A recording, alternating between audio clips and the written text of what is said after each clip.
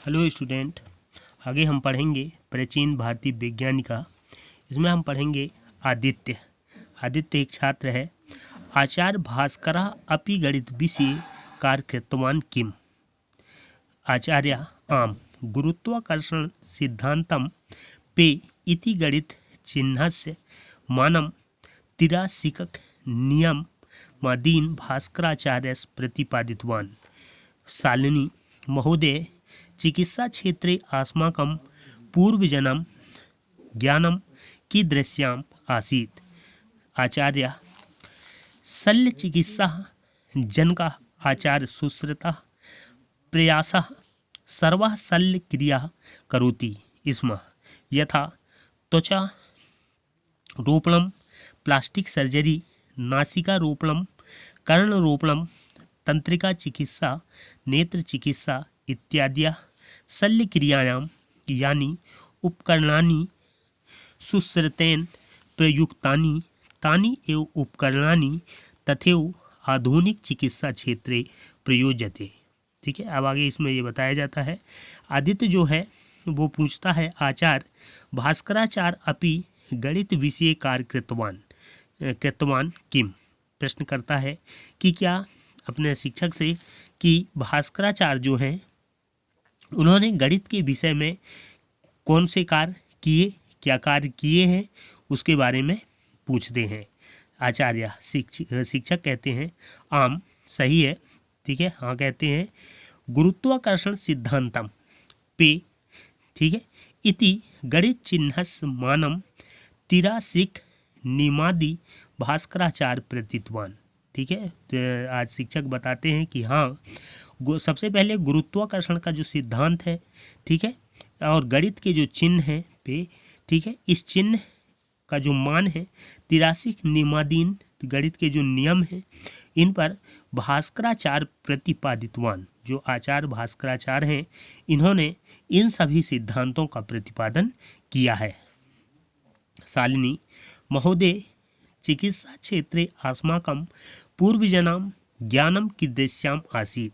अब यहाँ पूछा जाता है शालिनी के द्वारा कि महोदय जी, जो चिकित्सा क्षेत्र है, ठीक है, चिकित्सा के क्षेत्र में क्या हमारे पूर्वज जो वैज्ञानिक हैं, जो महर्षि हैं, अस्माकं पूर्वजना जो पूर्वजन हैं, ज्ञान कीदृश्याम आसीत्, क्या उनको चिकित्सा के क्षेत्र में ज्ञान था? तो आचार्य कहते हैं बताते हैं शल्य चिकित्साया जनकः आचार्य सुश्रुता। ठीक है, सबसे पहले उन्होंने बताया कि जो शल्य चिकित्सा क्रिया है इसके जनक हैं, इसके पिता हैं आचार्य सुश्रुत। प्रयासा, उनके प्रयास से सर्व शल्य क्रिया करोति स्म। ठीक है, आचार्य सुश्रुत के द्वारा शल्य चिकित्सा प्रक्रिया शुरू हुई, उनके प्रयास के द्वारा शल्य जो क्रिया है उसको किया गया। यथा, जैसे कौन कौन से कार्य किए? त्वचा रोपणम, त्वचा के बारे में, जो हमारा त्वचा है उनके रोपण के लिए, उनको लगाने के लिए त्वचा रोपणम, जिसको हम प्लास्टिक सर्जरी कहते हैं। नासिका रोपणम, नाक के लिए। कर्ण रोपणम, कान, ठीक है। तंत्रिका चिकित्सा, नेत्र चिकित्सा इत्यादि। ठीक है, इस तरह से जो आचार्य सुश्रुत थे उन्होंने त्वचा के लिए, नासिका रोपण के लिए, कर्ण रोपण के लिए, तंत्रिका चिकित्सा, नेत्र चिकित्सा, ठीक है, इन सभी के लिए उनने कार्य किया है।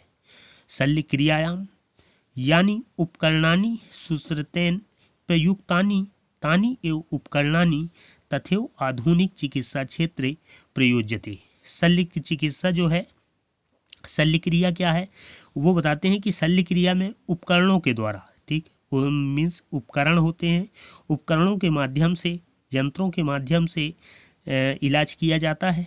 ठीक है, तो सुश्रुत ने इन सभी उपकरणों का प्रयोग किया और उसी को उपकरणानि तथैव आधुनिक चिकित्सा क्षेत्रे प्रयोज्यते, और उन्हीं उपकरणों का प्रयोग आज वर्तमान आधुनिक चिकित्सा क्षेत्र में प्रयोग किया जाता है।